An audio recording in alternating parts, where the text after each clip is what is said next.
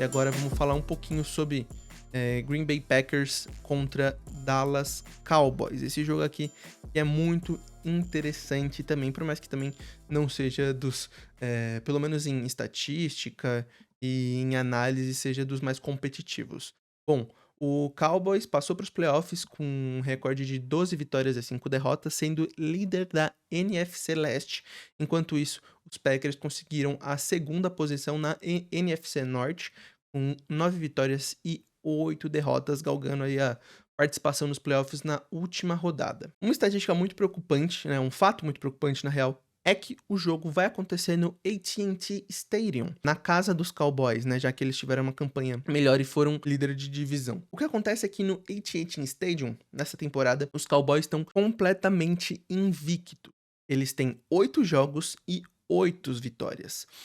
Especialmente jogando em casa, os Cowboys têm um ataque muito eficiente. Dos 8 jogos disputados, em um deles eles marcaram 20 pontos, em 3 eles marcaram pelo menos 30 pontos, e em 4 eles marcaram 40 pontos. É um ataque muito expressivo e muito constante. Não é um ataque que marca 50 pontos um jogo e depois não consegue passar do 7, ou só consegue fazer ponto de field goal. Não é que nem o ataque dos Dolphins, por exemplo. É um ataque muito eficiente e muito constante. E desse ataque, antes de falar do xerife e do principal jogador, eu queria dar uma olhada lá no grupo de recebedores. A gente tem o CeeDee Lamb absolutamente destroçando as defesas da liga. É o segundo melhor recebedor da liga. Ele lidera a liga, na real, em número de recepções. Ele só fica em segundo em jardas e em terceiro em touchdowns, especialmente porque o Tyreek Hill é um absurdo e porque o Mike Evans é a única opção minimamente plausível no ataque dos Buccaneers. Mas mesmo assim, o CeeDee Lamb consegue umas médias absurdas, consegue ser extremamente eficiente e tá em posições de destaque nas estatísticas da liga. Isso sem falar no restante do grupo de recebedores que, dentre outras peças, tem um tight end fantástico, que tem uma reta final de temporada muito boa, o Jack Ferguson. Correndo com a bola, o Dallas talvez não seja o maior espetáculo, mas também não parece ter muita dificuldade, já que a defesa do Green Bay também não é boa em lidar com um jogo corrido. Agora, dando uma olhada, né, para quem serve a bola, para o passador master desse time, o Dak Prescott, ele tá jogando muito bem nessa temporada. Ele é o terceiro em jardas passadas e tem o segundo melhor rating entre os quarterbacks titulares aí dos times que passaram para os playoffs e simplesmente lidera a liga em touchdowns passados. Então são estatísticas muito expressivas de um jogador que está liderando uma defesa tão agressiva e tão forte quanto é a desse Cowboys. E quando a gente olha para qualquer peça que possa ser ameaçadora nesse pass rush, os jogadores que pressionam o passe, a gente vê que Green Bay não tem muitas peças para segurar o ataque dos Cowboys ou, né, se quer oferecer algum nível de ameaça pro Dak. Eles têm a 25ª pior defesa, quer dizer, a 25ª melhor, então seria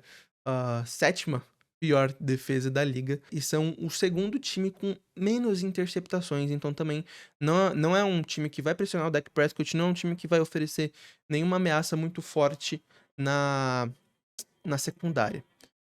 O Rashan Gary e o Preston Smith têm 9 e 8 sacks, respectivamente, que são números até que sólidos, mas mesmo que eles tenham um bom jogo, isso não é uma garantia de nada, já que o Dak também performa muito bem quando ele é sacado múltiplas vezes. Agora vamos dar uma olhada no ataque do Packers, né, chefiado pelo Jordan Love. Quando a gente olha, na real, para o desempenho deles fora de casa, tudo fica ainda mais complexo, já que eles têm um recorde negativo fora de casa. Eles têm 4 vitórias e 5 derrotas fora de casa, então eles têm que bater um time invicto dentro da própria casa, com um recorde negativo na estrada. E o que torna, na real, talvez esse duelo entre os quarterbacks algo tão interessante, tão relevante, é que esses dois caras aqui são os dois líderes no número de touchdowns passados, né? O Dak Prescott é o primeiro e o segundo é o Jordan Love. Então os dois estão tendo ótimos desempenhos. O Jordan Love, na real,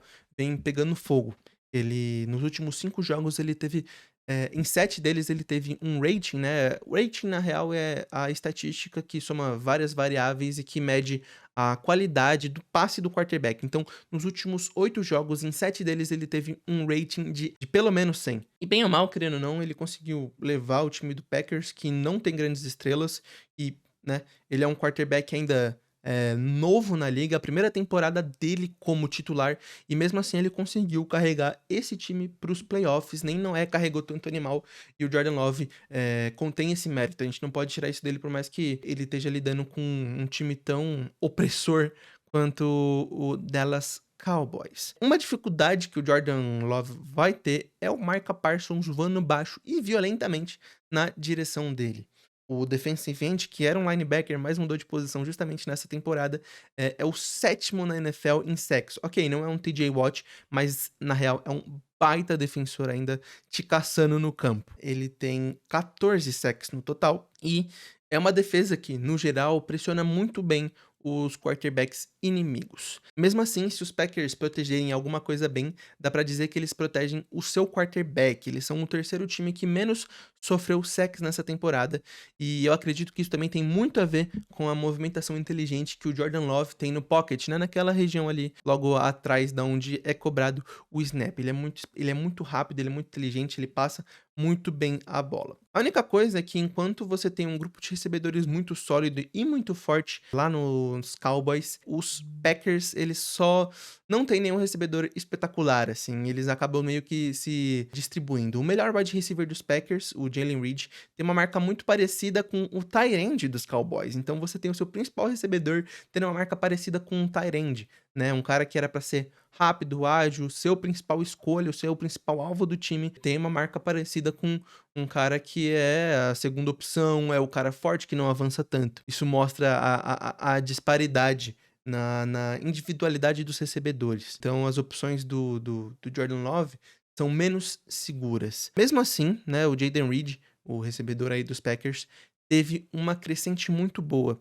Nos últimos 5 jogos, ele foi avançando de número de jardas recebidas. Ele teve 16 jardas no jogo, depois 27, passou para 52, 89, e no último jogo ele teve 102 jardas recebidas, o que é bem impressionante. Se ele continuar nessa crescente, pode ser até uma breve preocupação para o time do Packers. O Bo Melton, né, outro recebedor, também teve 2 ótimos jogos, né, os últimos 2 jogos da temporada dele, com 105 e 62 jardas para fechar o final dessa temporada regular. E o Dontavion também teve 2 bons jogos no final da temporada, com 61 e 97 jardas.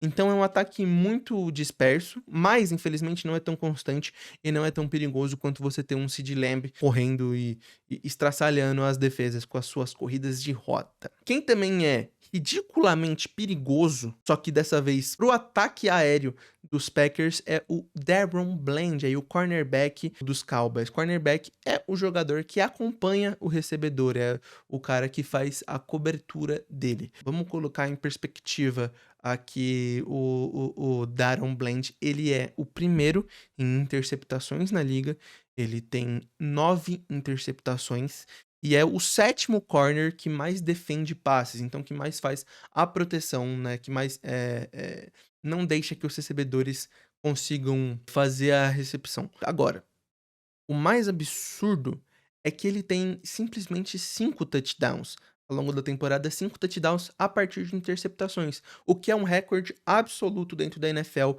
e o que torna ele um jogador tão fantástico. Bom, para você ter uma noção, um jogador defensivo, ele tem a mesma média que o Jack Ferguson, o tight end do Dallas Cowboys, e que é uma das principais armas do time. Então, o DaRon Bland é um jogador fantástico. Talvez, assim como o Steelers possa se basear no jogo terrestre contra os Bills, a melhor arma do Green Bay Packers seja o jogo ascendente terrestre que eles têm tido. Nos últimos 3 jogos, o Aaron Jones teve pelo menos 110 jardas corridas, o que é uma boa arma contra a defesa dos Cowboys, e por mais que não seja de se jogar fora, não tem a mesma eficiência da secundária. Um outro fato interessante é que esse jogo vai ser o desempate dos dois times em relação a jogos disputados nos playoffs. Os times já se encontraram 8 vezes e ambos têm 4 vitórias. E se fosse para eu colocar as minhas fichas em algum deles, com certeza, com toda certeza, seria no Dallas Cowboys. O Dallas Cowboys é um time ridiculamente forte, um time que tem dominado bastante seus oponentes. Nos últimos 5 jogos não tem um recorde tão impressionante, né? Eles têm 3 vitórias e 2 derrotas, mas as 2 derrotas deles acabaram sendo muito pontuais, não definiram nada. Foram jogos em que o Dak Prescott rendeu um pouco menos do que deveria, né? Contra Buffalo e contra o Miami, ele, na real, acabou perdendo por uma margem muito pequena. Então eu colocaria as minhas fichas, especialmente no Dak Prescott e no CeeDee Lamb, que tem tendo temporadas fantásticas. A bet é Bills e Cowboys? Sim, a bet é Bills e Cowboys.